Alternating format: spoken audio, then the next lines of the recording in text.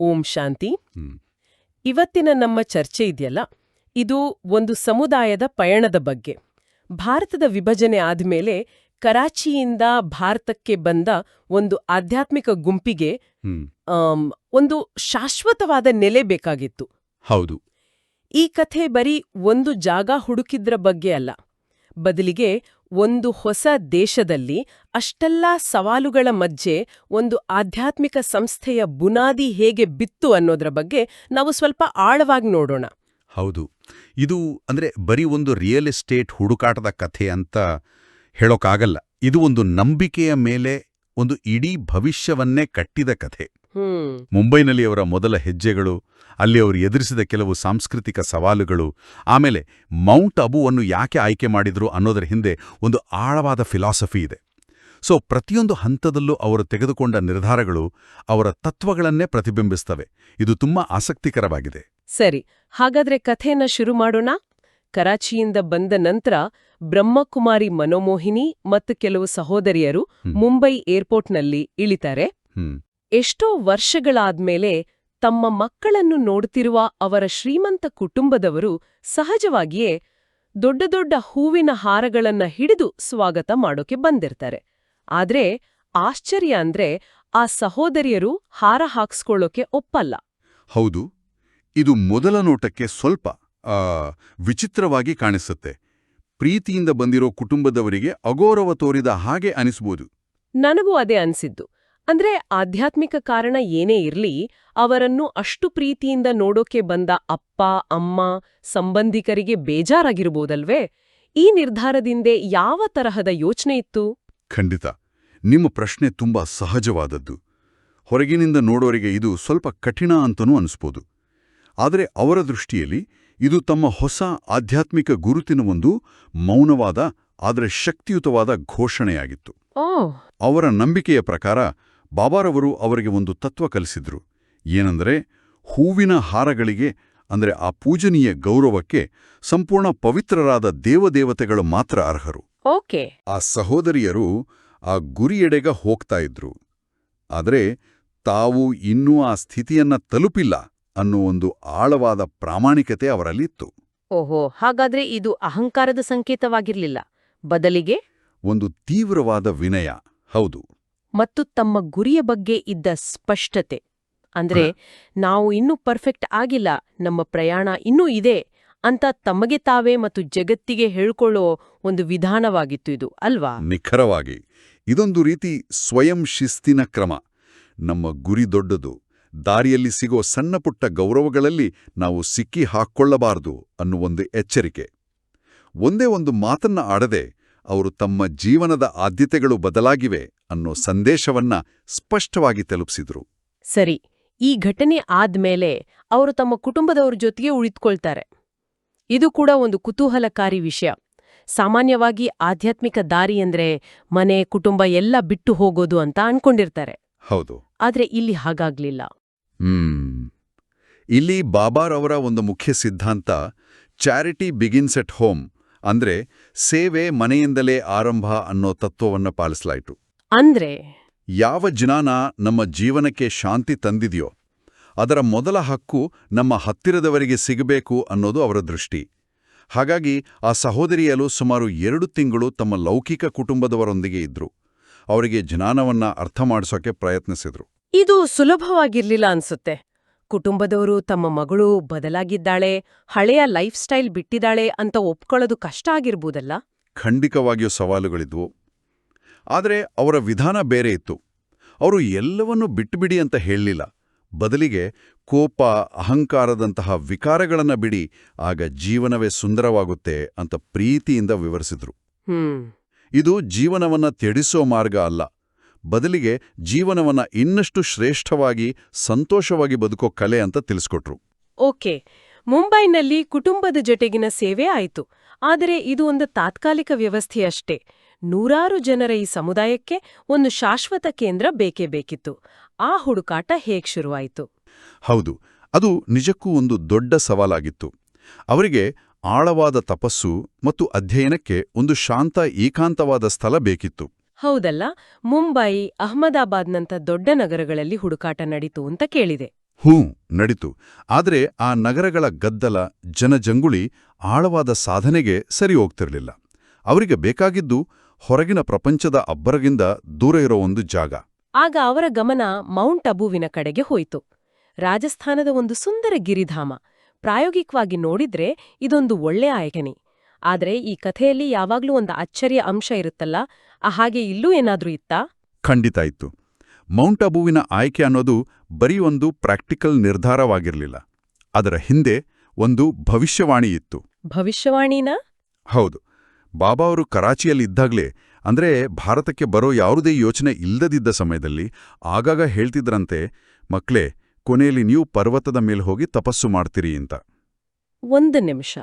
ಅಂದ್ರೆ ಕರಾಚಿಯನ್ನ ಬಿಡಬೇಕಾಗತ್ತೆ, ಭಾರತಕ್ಕೆ ಹೋಗ್ಬೇಕಾಗತ್ತೆ, ಅಲ್ಲಿ ಒಂದು ಪರ್ವತದ ಮೇಲೆ ಕೇಂದ್ರ ಸ್ಥಾಪನೆ ಆಗುತ್ತೆ ಅಂತ ಅವರಿಗೆ ಮೊದಲೇ ಒಂದ್ರೀತಿ ಗೊತ್ತಿತ್ತಾ? ಇದು ನಿಜವಾಗ್ಲೂ ಒಂದು ಭವಿಷ್ಯವಾಣಿಯ ಹಾಗೆ ಇದೆಯಲ್ಲ? ಹೌದು. ಅವರ ಅನುಯಾಯಿಗಳು ಇದನ್ನೇ ನಂಬುತ್ತಾರೆ. ಇದು ಬರೀ ಒಂದು ಕಾಕತಾಳೀಯ ಅಲ್ಲ, ಬದಲಿಗೆ ಒಂದು ದೈವಿಕ ಯೋಜನೆ ಅಂತ ಅವರು ಭಾವಿಸ್ತಾರೆ.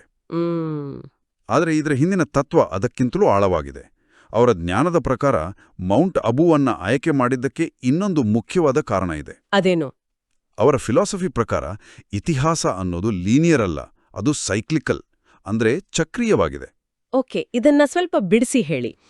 ಅಂದ್ರೆ ನಾವು ಇತಿಹಾಸ ಅಂದ್ರೆ ಒಂದು ನೇರ ರಸ್ತೆ, ಭೂತಕಾಲದಿಂದ ವರ್ತಮಾನದ ಮೂಲಕ ಭವಿಷ್ಯಕ್ಕೆ ಹೋಗೋ ದಾರಿ ಅಂತ ನೋಡ್ತೀವಿ.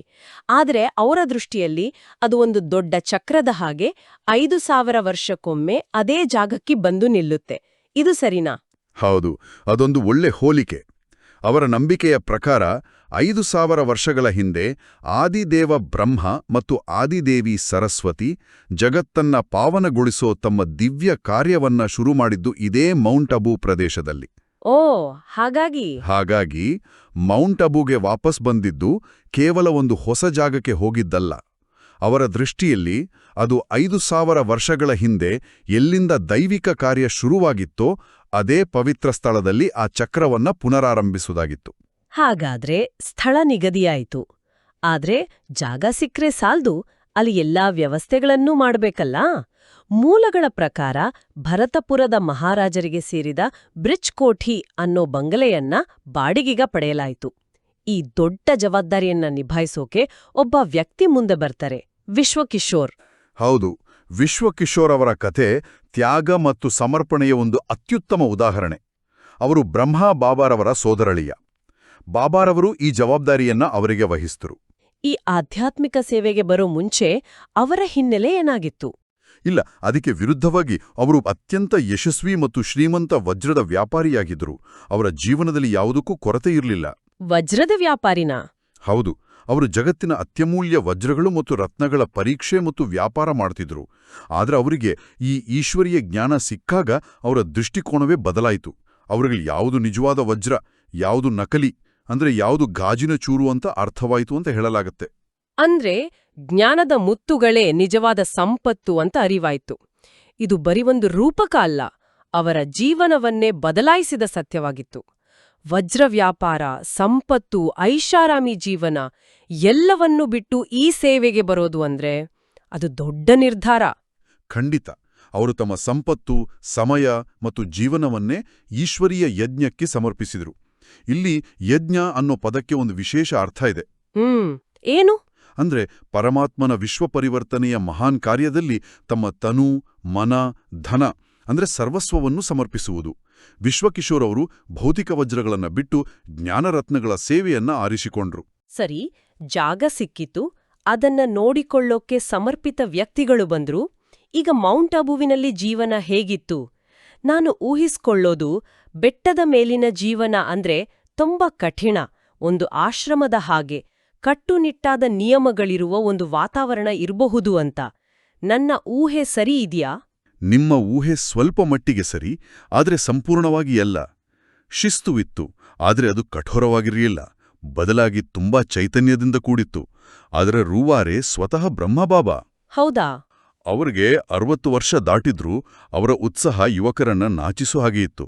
ಪ್ರತಿದಿನ ಬೆಳಿಗ್ಗೆ ಎಲ್ಲರನ್ನೂ ಪರ್ವತಗಳಲ್ಲಿ, ಕಾಡುಗಳಲ್ಲಿ ವಾಯುವಿಹಾರಕ್ಕೆ ಕರ್ಕೊಂಡು ಹೋಗ್ತಿದ್ರು. ಇದು ಇಂಟ್ರೆಸ್ಟಿಂಗ್ ಆಗಿದೆ. ಯೋಗ ಮತ್ತು ಜ್ಞಾನವನ್ನ ಒಂದು ಕೋಣೆಯಲ್ಲಿ ಕೂತು ಹೇಳ್ಕೊಡೋದಕ್ಕಿಂತ ಪ್ರಕೃತಿಯ ಮಧ್ಯೆ ನಡೀತಾ ಕಲಿಸೋದು ಇದ್ರ ಹಿಂದೆ ಏನಾದ್ರೂ ನಿರ್ದಿಷ್ಟ ಉದ್ದೇಶವಿತ್ತಾ? ಖಂಡಿತ.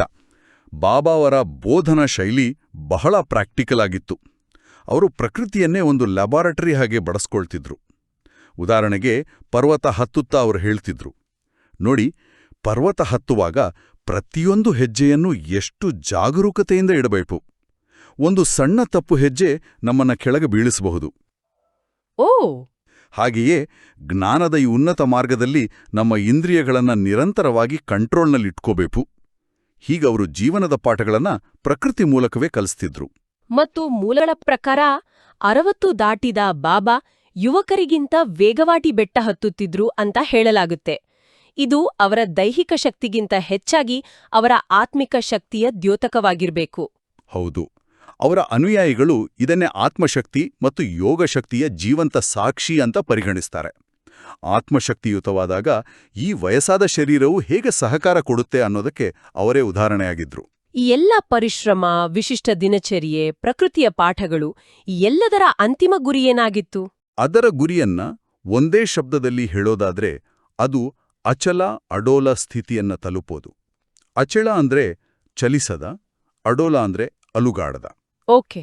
ಅಂದ್ರೆ ಬಿರುಗಾಳಿ, ಮಳೆ, ಚಂಡಮಾರುತಗಳಿಗೆ ಪರ್ವತ ಹೇಗೆ ಸ್ಥಿರವಾಗಿ ನಿಲ್ತೋ ಹಾಗೆಯೇ ಜೀವನದಲ್ಲಿ ಬರೋ ಸುಖ, ದುಃಖ, ಮಾನ, ಅಪಮಾನ, ಯಶಸ್ಸು, ಅಪಯಶಸ್ಸಿನ ಬಿರುಗಾಳಿಗಳಿಗೆ ಯೋಗಿಯ ಮನಸ್ಸು ಅಲುಗಾಡಬಾರ್ದು, ವಿಚಲಿತವಾಗಬಾರ್ದು. ಅದಕ್ಕಾಗಿಯೇ ಪರ್ವತದ ಪರಿಸರವನ್ನು ಆಯ್ಕೆ ಮಾಡಿಕೊಂಡಿದ್ದು.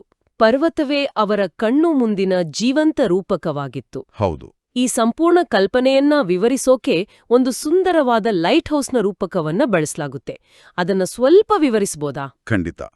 ಕತ್ತಲೆಯ ಸಮುದ್ರದಲ್ಲಿ ದಾರಿ ತಪ್ಪಿ ಅಲೆಯ್ತಾ ಇರೋ ಹಡಗುಗಳಿಗೆ ದಡವನ್ನ ತೋರಿಸೋ ಬೆಳಕಿನ ಮನೆ ಅಂದ್ರೆ ಲೈಟ್ ಹೌಸ್ನಂತೆ ಮೌಂಟ್ ಅಬುವಿನ ಈ ಎತ್ತರದ ಪ್ರದೇಶದಲ್ಲಿ ಸ್ಥಾಪನೆಯಾದ ಈ ಸಂಸ್ಥೆಯು ದುಃಖ, ಅಶಾಂತಿ ಮತ್ತು ಅಜ್ಞಾನದ ಕತ್ತಲೆಯಲ್ಲಿ ಮುಳುಗಿರೋ ಜಗತ್ತಿಗೆ ಶಾಂತಿ ಮತ್ತು ಸುಖದ ನಿಜವಾದ ಮಾರ್ಗವನ್ನ ತೋರಿಸೋ ಒಂದು ಆಧ್ಯಾತ್ಮಿಕ ಲೈಟ್ ಹೌಸ್ ಆಗಿದೆ ಅನ್ನೋದು ಅವರ ನಂಬಿಕೆ.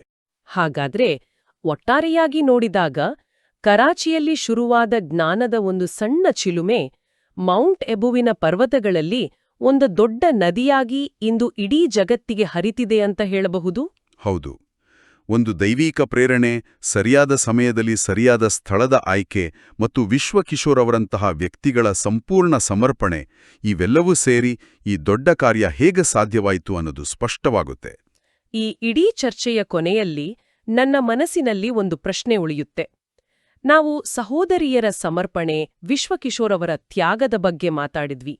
ಆದರೆ ಈ ಇಡೀ ಯಜ್ಞದ ನೇತೃತ್ವ ವಹಿಸಿದ್ದ, ಈ ಅಡಿಪಾಯ ಹಾಕಿದ ಸ್ವತಃ ಬ್ರಹ್ಮ ಬಾಬಾರವರ ವೈಯಕ್ತಿಕ ಪರಿಶ್ರಮ ಮತ್ತು ಸಾಧನೆಯ ಮಟ್ಟ ಹೇಗಿರಬಹುದು? ಇದು ಬಹಳ ಮುಖ್ಯವಾದ ಪ್ರಶ್ನೆ. ಒಬ್ಬ ನಾಯಕನು ಇಂತಹ ಶಾಶ್ವತವಾದ ಸಂಸ್ಥೆಯನ್ನ ಕಟ್ಟಲು ಮತ್ತು ಸಾವಿರಾರು ಜನರಿಗೆ ದಾರಿದೀಪವಾಗಲು ಯಾವ ಮಟ್ಟದ ವೈಯಕ್ತಿಕ ತಪಸ್ಸು ಮಾಡಿರಬೇಕು? ಅವರ ಆಂತರಿಕ ಸ್ಥಿತಿ ಹೇಗಿತ್ತು? ಬಹುಶಃ ಇದು ನಮ್ಮ ಮುಂದಿನ ಚರ್ಚೆಗೆ ದಾರಿ ಮಾಡಿಕೊಡಬಹುದು. ಖಂಡಿತ. ಓಂ ಶಾಂತಿ. ಓಂ ಶಾಂತಿ.